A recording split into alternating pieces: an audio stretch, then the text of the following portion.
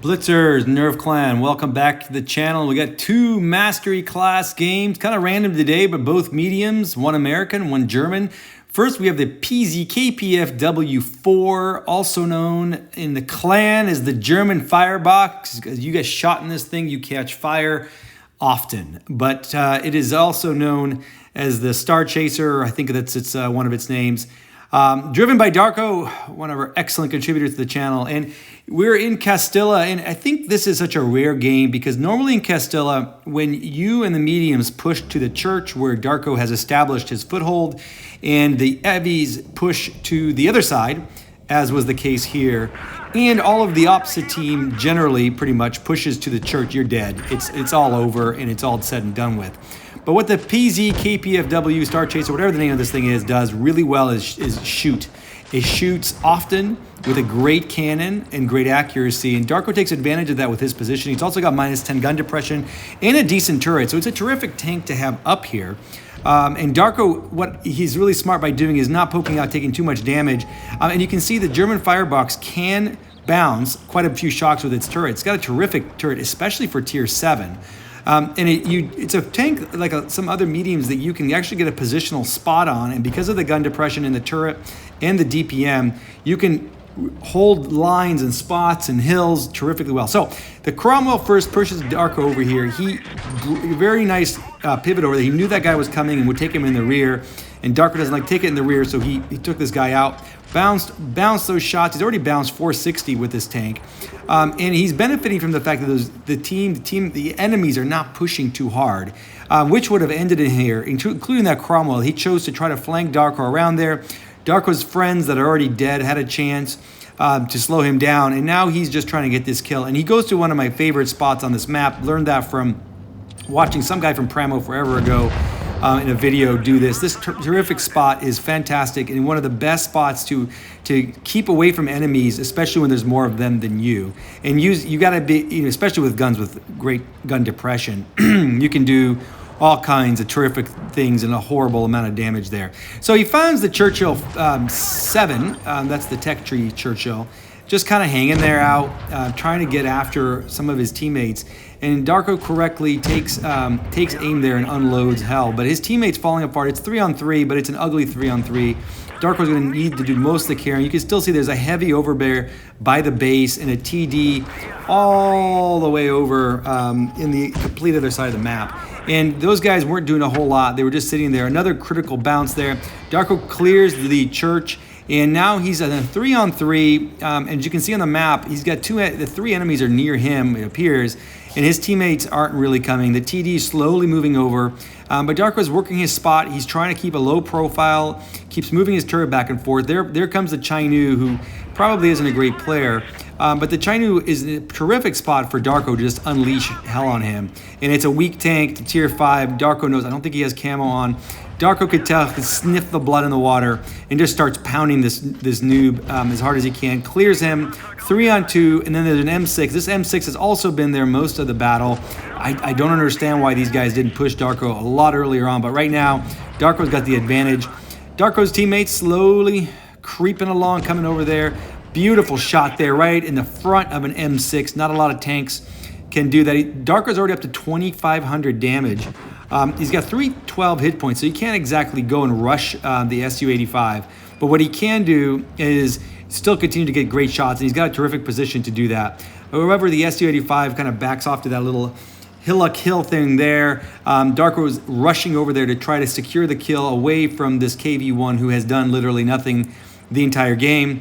And he is using the maneuverability of this tank. This tank is also slow, I should say. I was joking about the maneuverability. It's not a fast tank, particularly for a medium.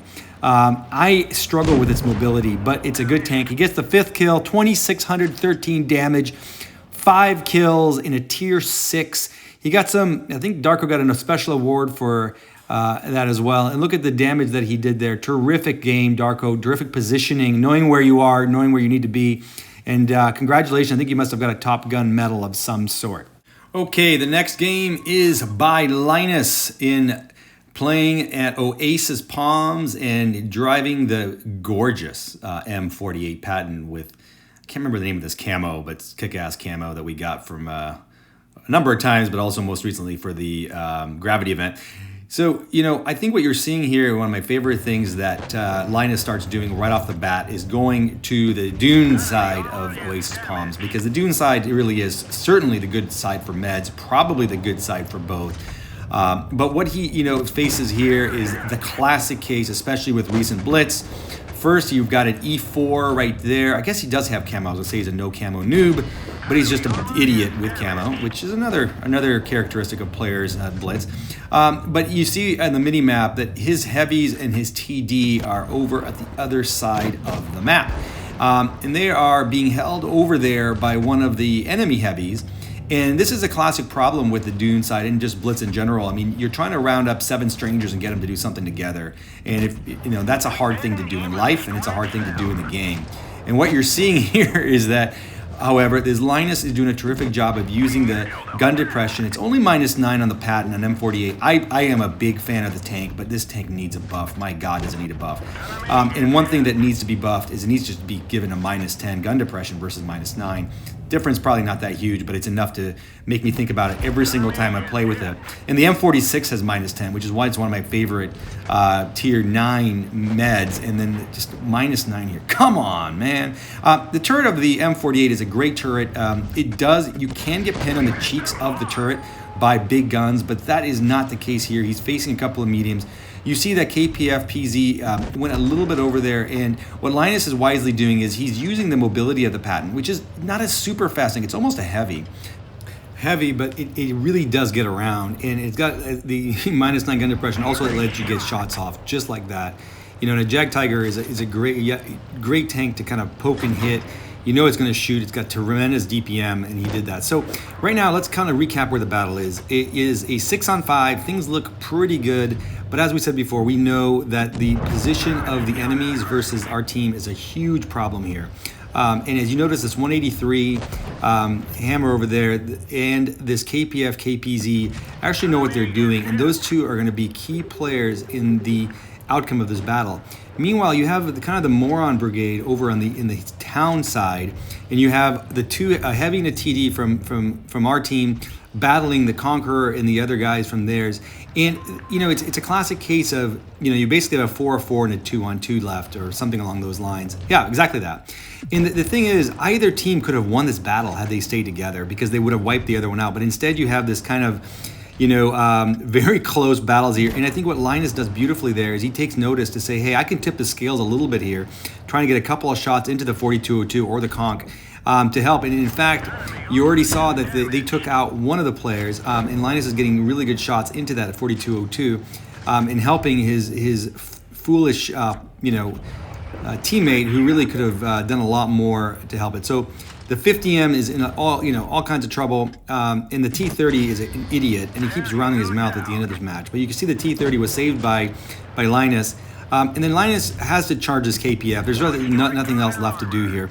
He charges the KPF. KPF's got a terrible Lee reload, and the DPM is not great, but man, that tank does shoot hard, and Linus took a hell of a risk there, because if that KPF had reloaded HE, which it's got like 110 or 112 pen on its HE, he could have blasted him for like 700 plus damage. But luckily, you will see that Linus here has something going for him, which I like to call RNGesus, and he's got RNGesus on his side. You'll notice that RNGesus really comes into play, and I slowed this down because I had to watch it like 5 times. I have no idea how this shot's penned. Not whatsoever. Any idea? He shoots him with APCR, takes him out into the side of the turret. I don't know. I think that he must have gotten into the little space between the turret and the body of the tank. Meanwhile, the 183 pounds the T30, I think starts complaining here.